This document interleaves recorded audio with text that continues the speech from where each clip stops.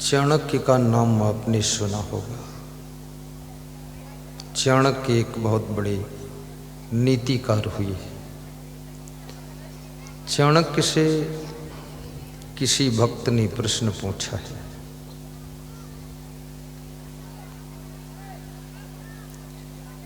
कि सुख कहाँ है।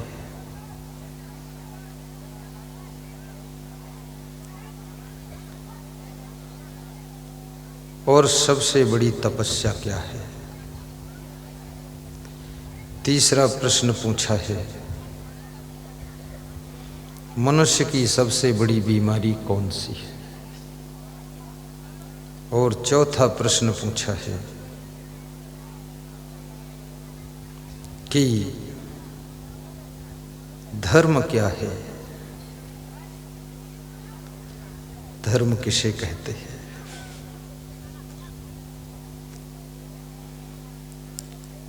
चाणक्य ने चारों प्रश्नों का उत्तर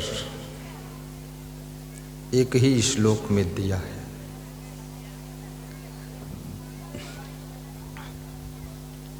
शांतुल्यम तपो नास्ति। शांति के समान कोई तप नहीं। सबसे बड़ा कोई तप है यदि तो शांति से रहना, इसको तप कहा गया है।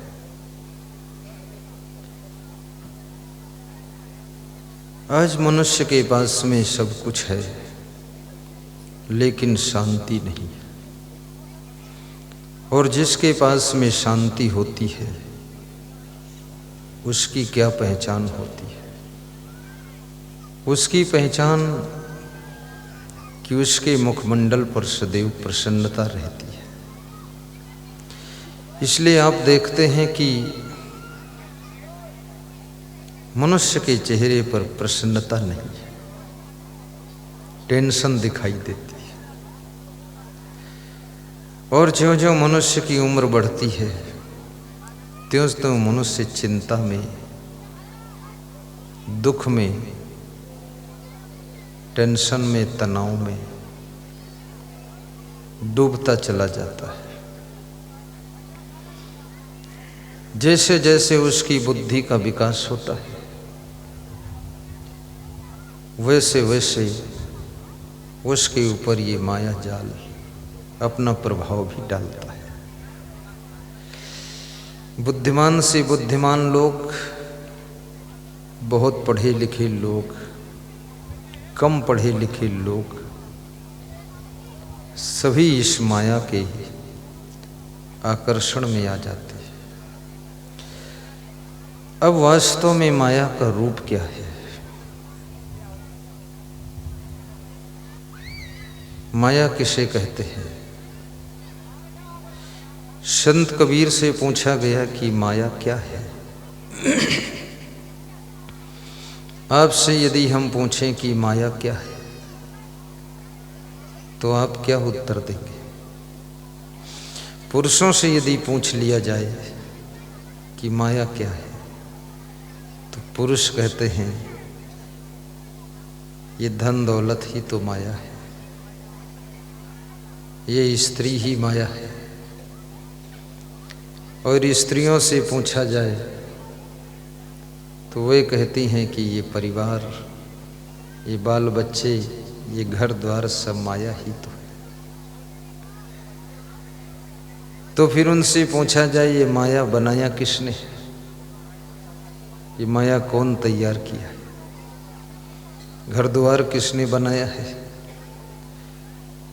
ये परिवार किसने बनाया है। तो कहते ये तो मैंने ही बनाया है। तो तुम माया बनाते हो और फिर उसी माया में फंसते हो और फिर कहते हो माया का जाल बड़ा कठिन है। तो जाल बिछाने वाले तो तुम ही हो, कोई दूसरा तो जाल बनाया नहीं। इसलिए माया जाल को मकड़ जाल भी कहा जाता है। मकड़ जाल, मकड़ जाल यानी मकड़ी का जाल। मकड़ी एक कीड़ा होता है। वो ऐसा कीड़ा होता है जो स्वयं जाल बनाता है, बनाता तो कीड़ों को फंसाने के लिए, लेकिन खुद भी फंस जाता है और उसी जाल में फंस करके वो मर जाता है।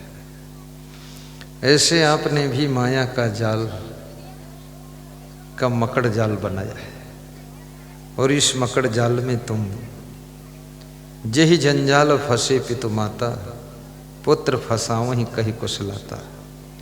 जिस जंजाल में माता पिता फंसते हैं उसी जंजाल में अपने पुत्र को भी समझा करके फंसा देते हैं और खुद भी उसी में फंसे रहते हैं। ये फंसना और फंसाना और मकड़ी का जाल बनाना और माया का जाल तैयार करना, ये सब मनुष्य का काम है। अब बड़े विचार की बात है, यदि धन माया है तो इस माया के चक्कर में लोग पड़े क्यों हैं? और बड़ी हंसी भी आती है कि यदि धन माया है तो इस धन के बिना काम भी तो नहीं चलता है। धन से सत्संग भी होता है, धन से मंडप लगता है, धन से प्रसाद बंटता है, धन से मंदिर बनते हैं, भंडारे होते हैं, धन से साड़ी सलवार कुर्ता पैंट शर्ट आता है, धन से गाड़ी भी आती है, धन से विवाह शादी भी होती है। तो धन को यदि माया कहोगे तो इसको छोड़ कैसे पाओगे? धन से दारू भी मिलती है और धन से दूध भी मिलता है। धन तो हर जगह काम आता है, धन से दवाई भी मिलती है और धन से जहर भी मिलता है।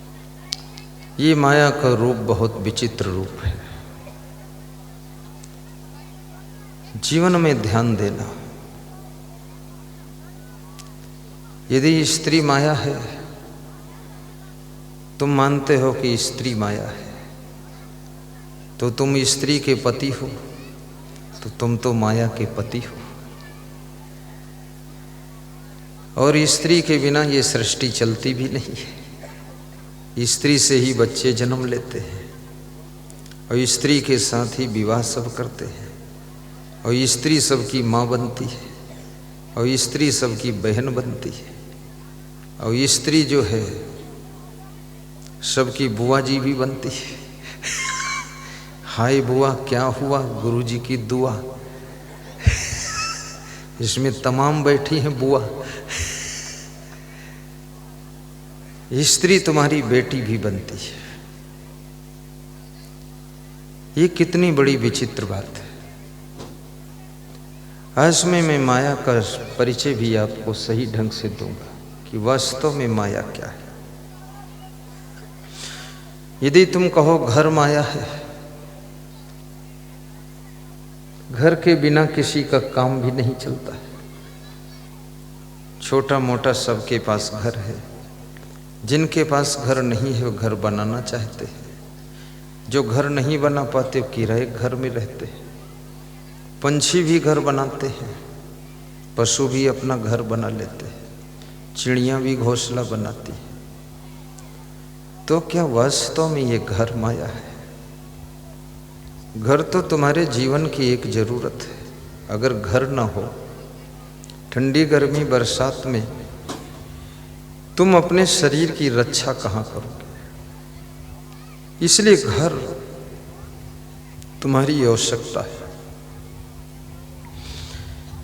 यदि तुम कहो ये बाल बच्चे माया है, ज्यादातर लोग गृहस्थ आश्रम में बाल बच्चों को भी माया जाल कहते हैं। तो तुम भी तो कभी बाल बच्चे थे, तो तुम भी माया जाल थे। अब तुम बड़े हो गए तो अब तो बड़े माया हो गए, तुम भी तो माया हो। असली माया का रूप लोगों को पता नहीं। लोग गाड़ी ट्रैक्टर को भी माया मानते हैं। सब कहते ये माया ही तो है। लेकिन गाड़ी माया है तो गाड़ी रखते क्यों? अब गाड़ी रखोगे नहीं तो खुरई से तोड़ा काछी आओगे कैसे? और तुम गाड़ी नहीं रखोगे तो किराए गाड़ी में आओगे, तो कोई और गाड़ी रखेगा। तो किराए से माया में बैठोगे, रेलगाड़ी में बैठोगे, तो ये गाड़ी कैसे माया हो सकती है? कबीर साहब से पूछा गया कि माया का स्वरूप क्या है? कबीर साहब कहते हैं, मन माया तो एक है, माया मन ही समाये। तीन लोक संशय पड़ा, काहे कहूँ समझाए। कबीर साहब कहते हैं ये मन ही माया है। वो ये कहते हैं ये धन माया नहीं है, घर माया नहीं है, स्त्री माया नहीं है, बाल बच्चे माया नहीं, ये गाड़ी लाड़ी बाड़ी साड़ी ये माया नहीं।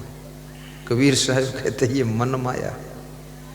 और मन माया है तो सबके पास में एक एक मन है, सबके पास मन है तो सबके पास माया है। जब मन ही माया है और जब मन ही माया है तो इस मन रूपी माया को छोड़ोगे कैसे? क्योंकि मन तो साथ में ही रहता है, तुम जहाँ जाओ वहीं रहता है। तो ये मन माया लिए घूम रहे हो तुम। जंगल भाग के जाओगे वहाँ भी मन माया साथ में रहेगी, घर छोड़ कर जाओगे तो भी मन माया साथ में रहेगी। अभी इस मन माया से कैसे बचोगे? कबीर साहब कहते हैं मन और माया में अंतर नहीं है। मन माया तो एक है, माया मन ही समाये। माया मन में समाई हुई है, तुम्हारे मन में घुसी हुई है।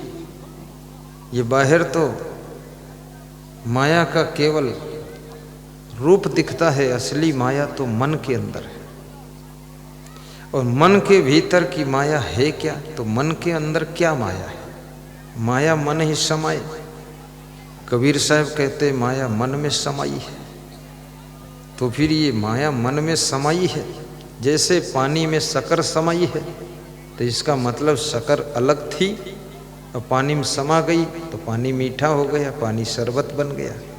तो माया अलग थी और मन में समा गई, तो मन में माया जब समा गई, जैसे पानी में शक्कर समा गई तो पानी मीठा हो गया, और मन में माया समा गई तो मन भी माया हो गया। अब मन माया हो गया। तो ये माया वास्तव में, राजनेता भी कहता है कि माया का जाल बड़ा कठिन है। स्त्रियां भी कहती हैं कि माया के जंजाल में पड़ी हूं, क्या करूं अब? तो उनसे पूछो कौन इसमें डाल दिया तुमको?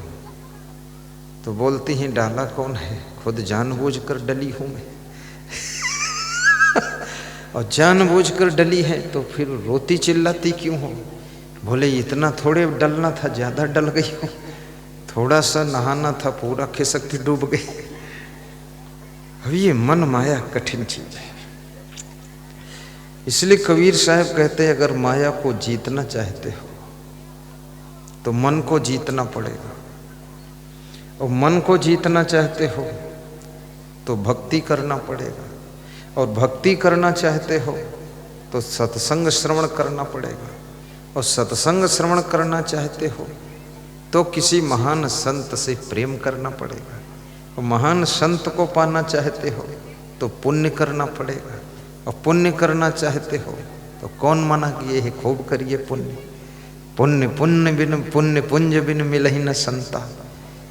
ढेर पुण्य होता है तब संत मिलते हैं, थोड़ा कम पुण्य होता है तो कमजोर संत मिलते हैं, और बिल्कुल कमजोर पुण्य है तो ढोंगी संत मिलता है, और पुण्य है ही नहीं तो पाखंडी संत मिलता है, तुमको बेवकूफ बनाएगा।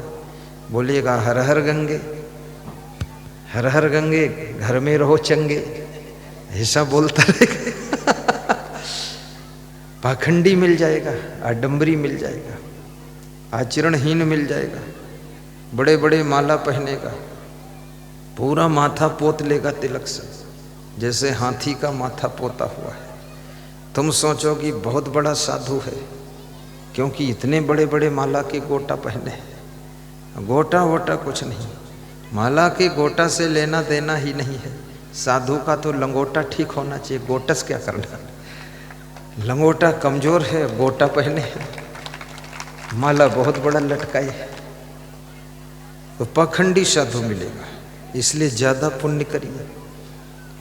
सबको गुरु भी अच्छा नहीं मिलता है, टाप का गुरु नहीं मिलता सब। क्यों नहीं मिलता? क्योंकि पुण्य कमजोर है। लेकिन जो गुरु मिला है वो एक सीढ़ी का काम करता है, उस सीढ़ी से आगे बढ़ो आप। जैसे प्राइमरी पाठशाला के शिक्षक आपको का खा गा ABCD पढ़ा देते हैं, लेकिन वहीं प्राइमरी टीचरों से फिर आगे बढ़ो, फिर जूनियर हाई स्कूल के टीचर, हाई स्कूल के टीचर, फिर इंटरमीडिएट, फिर ग्रेजुएट, पोस्ट ग्रेजुएट, फिर D.Ed college. Rakesh Singh Rajput JC नगर वाले, उनका D.Ed कॉलेज ज्वाइन कर लो, और बड़े बड़े टीचर हैं। अभी मैं JC नगर में महाराणा प्रताप D.Ed कॉलेज के मैदान में सत्संग करके यहाँ आया। वहाँ के मुख्य आयोजक परम भक्त श्री राकेश सिंह राजपूत, उनकी पत्नी श्रीमती वंदना देवी, जिनका चर्चा मैंने कल भी किया था, वे यदि इस सभा में आए हों तो जरा खड़े हो जाएं और दर्शन दे दें। उनके साथ में जो आए हों वो भी खड़े हो जाएं, ताली बजाते। इनका एक कॉलेज सागर में भी है और JC नगर में भी है, और प्रोग्राम भी बहुत अच्छा कराया था इन्होंने। यहाँ का प्रोग्राम देख करके भी ये खुश हैं। इनको ऐसा लगता है JC नगर वाले पूरे श्रोता उठ के यहीं आ गए हैं क्या। ये भी लग रहा है कि पंडाल भी वही उठ के आया है क्या, और ऐसा भी लगता है कि गुरुदेव भी वही आए हैं क्या। बैठ जाइए, बहुत बड़ी श्रद्धा है।